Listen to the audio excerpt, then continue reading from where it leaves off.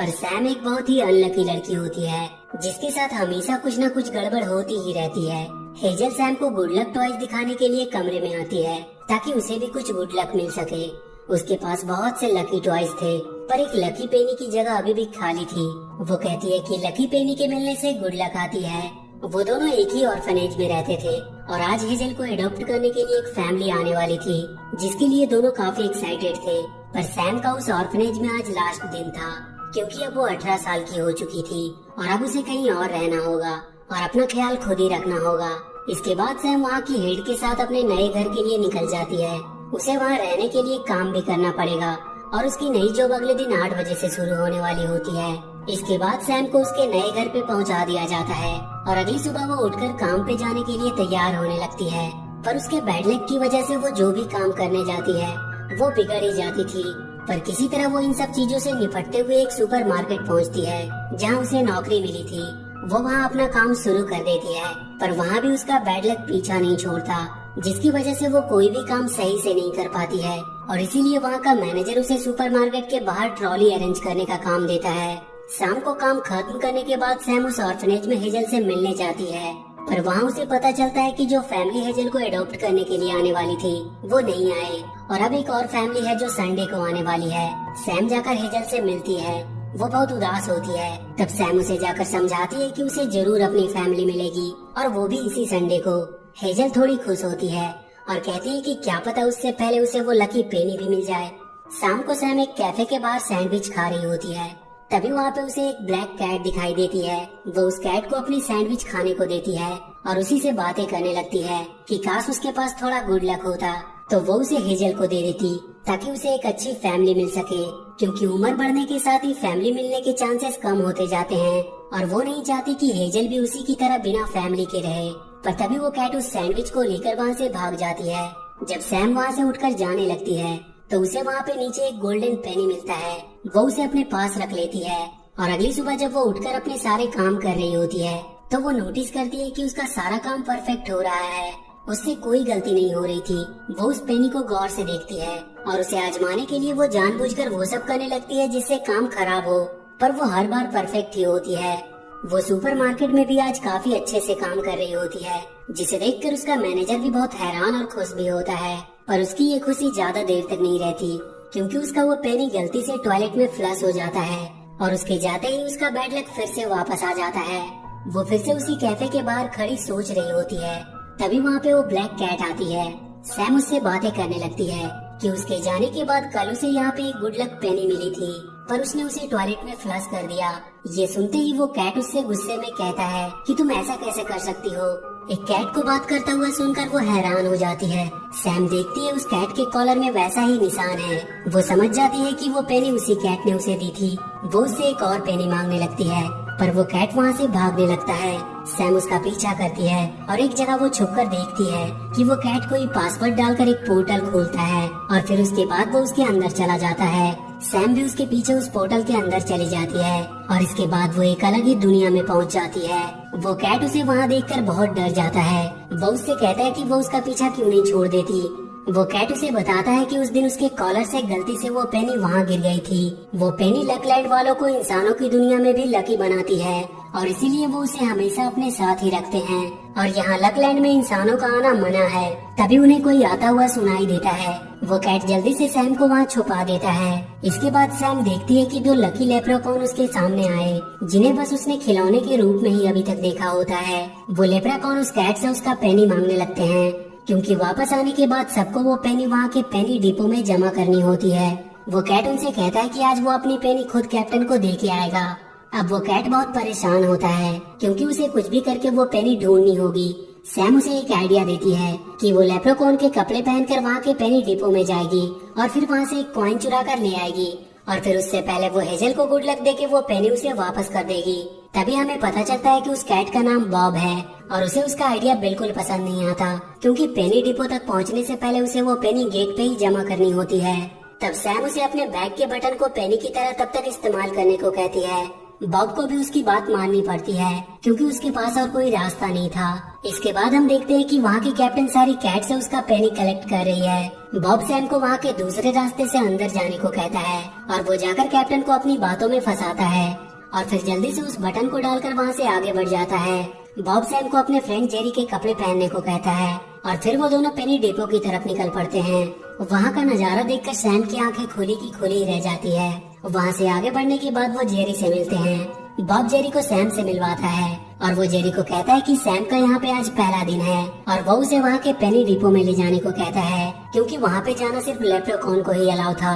Sam Jerry के साथ वहाँ अंदर चली जाती है जहाँ पे वो सारे लेप्रेकॉन के साथ मिलकर पेनी पॉलिश करने का काम करने लगती है। पर उसी दौरान उसके हाथ में वही बटन आ जाता है और उसी वजह से सब कुछ गड़बड़ हो जाता है। सबको वहाँ से बाहर निकाल दिया जाता है। वहाँ से बाहर आने के बाद सैम जेरी को अपनी सारी सच्चाई बता देती है कि वो कोई लेप्रेकॉन नहीं है बल्कि वो एक इंसान है जो यहाँ पेनी की तलाश में आई है। उसकी बात सुनकर जेरी बहुत डर जाता है। वो बॉब से कहता है कि तुम्हें पता है ना कि अगर कैप्टन को ये बात पता चली तो वो उन दोनों को बैड लक लैंड भेज देगा जो कि ठीक इसके नीचे है। तभी वहाँ पे बैड लक को सर्च करने के लिए रैबिट्स की फौज आती है। इसके बाद जेरी सैम को बताता है कि पहले जब कभी भी कोई पेनी गुम हो जाती थी तो वो बनी ड्रोन की मदद से उसे ढूंढ कर लाते थे, पर उसे बहुत समय से इस्तेमाल नहीं किया गया है। इसीलिए उसे चार्ज करने के लिए सबसे पहले उन्हें एक गोल्डन क्रिस्टल की जरूरत होगी जो कि ऊपर के फ्लोर में है। जेरी सैम से कहता है कि वो जाकर बनी ड्रोन को ले आएगा और वो दोनों कंट्रोल रूम में जाकर उसे ऑपरेट करने का कोई तरीका निकाले। इसके बाद वो तीनों अपने मिशन पे निकल जाते हैं और वो तीनों वहाँ के रिसर्च सेंटर में पहुँचते हैं जहाँ पे गुड लक बनाया जाता था। इसके बाद वो लोग वहाँ पहुँचते हैं जहाँ पे पिग मास्टर क्रिस्टल बनाने वाले थे। तभी वहाँ पे एक ड्रैगन आती है जो लकलैंड की हेड होती है। वो बैड लक को बहुत ही जल्द सूंघ लेती थी और इसके बाद सारे पिग्स मिलकर क्रिस्टल बनाने लगते हैं और वो तीनों एक क्रिस्टल चुराने की कोशिश करने लगते हैं और बॉब की मदद से वो एक क्रिस्टल चुरा लेते हैं जिसे लेकर जेरी बनी ड्रोन को निकालने के लिए निकल जाता है। वहाँ सैम को बॉब एक मशीन दिखाता है जिसे रैंडमाइजर कहा जाता था, जिसमें उन सारे क्रिस्टल को डाला जाता है और फिर वो मशीन उन क्रिस्टल को तोड़कर उससे गुड लक निकालते हैं।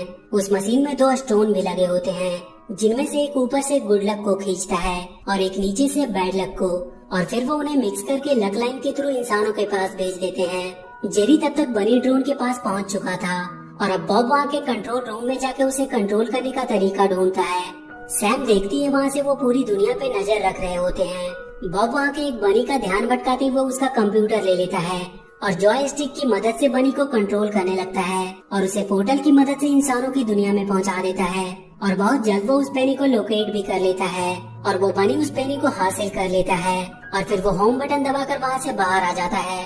तभी वहाँ पे कैप्टन का एक अनाउंसमेंट होता है कि उसे पेनी की जगह एक बटन मिला है और उन्हें 3 कैट्स पे शक है जिसमें से एक बॉब भी होता है। तभी हम देखते हैं कि वो बनी जो पेनी लेकर आया होता है वो बहुत गंदा होता है और इसीलिए वो वहाँ के डिस्पोजल वैक्यूम में चला जाता है। अब उसे ढूंढने के लिए उन्हें गुड लक और बैड लक लैंड के बीच में जाना होगा क्योंकि वहीं पे सारा कचरा इकट्ठा होता है। वो दोनों एक लिफ्ट में बैठकर वहाँ जाने लगते हैं पर सैम गलती से कोई और ही बटन दबा देती है और वो दोनों बैड लक लैंड में जाने लगते हैं और नीचे पहुँचते ही सैम लिफ्ट से बाहर गिर जाती है और वहीं फंस जाती है। बॉब उसे वहाँ से निकलने का एक रास्ता बताता है और वो लिफ्ट वहाँ से चली जाती है। सैम को वहाँ पे कुछ मॉन्स्टर मिलते हैं जिनसे बचते हुए वो बॉब के बताए रास्ते को ढूंढने लगती है। वहाँ सारी चीजें अजीब तरीके से हो रही थी, कोई भी चीज अपने तरीके से काम नहीं कर रहा होता है, पर किसी तरह उसे वो रास्ता मिल जाता है जिसके थ्रू होते हुए वो बॉब के पास पहुँचती है। वो दोनों अब लकलैंड के बीच में होते हैं पर तभी बॉब देखता है कि सैम के पैर में बैड लक की धूल आ गई है।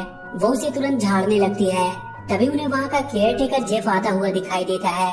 वो लोग भागकर वहीं छुप जाते हैं पर जेफ उन्हें देख लेता है और वो सैम के जूतों से उसकी धूल को साफ करने लगता है। जेफ सैम को अपनी मशीन दिखाता है जिसके थ्रू वो बैड लक को डायरेक्ट रैंडमाइजर में भेजता था। वो उसे बताता है कि पहले वो हाथ से ही बैड लक धूल को साफ करता था, लेकिन एक दिन पाइप फटने की वजह से वो पूरी तरह बैड लक में डूब गया। पर तब वहाँ पे वो ड्रैगन आई जिसे देखते ही जेफ को उससे प्यार हो गया और इसके बाद उसने अपनी पावर की मदद से उसकी जान बचाई। पर वो उसके बाद उसके साथ नहीं रह पाया क्योंकि कभी कभी जेफ के पैरों में बैड लक चिपक कर उसके साथ आ जाती थी और वो ड्रैगन नहीं चाहती थी कि इसकी वजह से गुड लक लैंड पे कभी कोई परेशानी आए। पर तभी वहाँ पे कचरे के आने का अलार्म बजता है। वहाँ पहले से ही बॉब अपनी ड्रोन ढूंढ रहा होता है पर वहाँ पे जेफ उसे बताता है कि आज सुबह ही उसे वो ड्रोन मिला था जिसके पास वो पेनी भी थी, पर वो बहुत गंदी थी, इसीलिए उसने उसे पेनी डिपो में भेज दिया। सैम अब सीधा ड्रैगन से मिलने का सोचती है और वो अपने साथ एक बैड लक का टुकड़ा भी चिपका कर ले जाती है। इसके बाद सैम उस ड्रैगन के ऑफिस में पहुंचती है। वो ड्रैगन सैम के पास के बैड लक को सूंघ लेती है और तुरंत उन रैबिट्स को आवाज देती है। वो तुरंत आकर सैम के पैरों के नीचे से वो बैड लक लेके जाते हैं। वो ड्रैगन इसके बाद सैम को एक लकी पेनी देती है और कुछ दिन उसे अपने पास रखने को कहती है, जिससे उसका गुड लक लौट के वापस आ जाएगा। सैम उस पेनी को लेकर वहाँ से निकल जाती है, पर तभी वो देखती है कि कैप्टन ने बॉब को पकड़ लिया है, क्योंकि उस बटन पे उसे बॉब के हाथ के निशान मिले थे। वो तुरंत जाकर उन्हें रोकती है और बॉब को वो पेनी वापस दे देती है। इसके बाद वो कैप्टन पेनी लेकर वहाँ से चली जाती है। बॉब सैम को इन सब के लिए थैंक्स बोलता है, पर सैम उससे कहती है कि उसके पास एक प्लान है जिससे बैड लक पूरी तरह से खत्म हो जाएगा।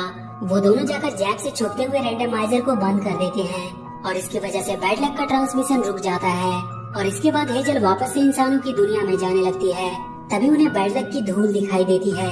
वो दोनों जल्दी से रैंडमाइजर के पास पहुंचते हैं। जेफ की मशीन ओवरलोडिंग की वजह से फट चुकी थी और उसकी वजह से गुड लक लैंड भी अब पूरी तरह से बैड लक लैंड में बदल चुका था और अब सिर्फ बैड लक ही वहाँ से बाहर जाने लगते हैं। वो ड्रैगन भागते हुए रैंडमाइजर के पास पहुँचती है और वो देखती है कि उनका गुड लक स्टोन भी खत्म हो चुका है और रैंडमाइजर अचानक से बंद हो जाता है और उनका लक लाइन भी टूट जाता है। सैम ड्रैगन से कहती है कि उसे वापस घर जाना है और तब सबको पता चलता है कि सैम एक इंसान है, तो वो सब उस पे बहुत गुस्सा करते हैं और उसे इन सब के लिए जिम्मेदार मानते हैं। सारे लोग उदास होकर वहाँ से चले जाते हैं। सैम बैठकर रोने लगती है क्योंकि उसी की वजह से सब कुछ खत्म हो चुका था, पर बॉब उसे समझाता है कि तुम एक अच्छी इंसान हो जो हमेशा दूसरों की भलाई के बारे में ही सोचती है और आज भी वो अपनी दोस्त हेजल के लिए वो पेनी पाना चाहती है, न कि खुद के लिए। तभी सैम को याद आता है कि उसने बैड लक लैंड में कहीं पे एक जगह गुड लक को देखा था। वो दोनों फिर से बैड लक लैंड में पहुंचते हैं। वो दोनों वहाँ के एक जूस सेंटर में जाते हैं जहाँ उन्हें कुछ रूट्स और गॉबलिन मिलते हैं। वहाँ का हेड रूटी उन्हें गुड लक का एक बॉक्स देता है जो उन्हें बहुत पहले मिला था। रूटी सैम को बताता है कि उनका बैड लक उन्हें हारने की हिम्मत देता है और एक बार फिर से कोशिश करने की चाहत भी देता है। सैम तुरंत जेफ और बॉब के साथ गुड लक और बैड लक को लेकर ड्रैगन के पास पहुंचती है और इसकी मदद से वो एक बार फिर से गुड लक और बैड लक स्टोन बना सकती है और रैंडमाइजर फिर से स्टार्ट हो सकता है।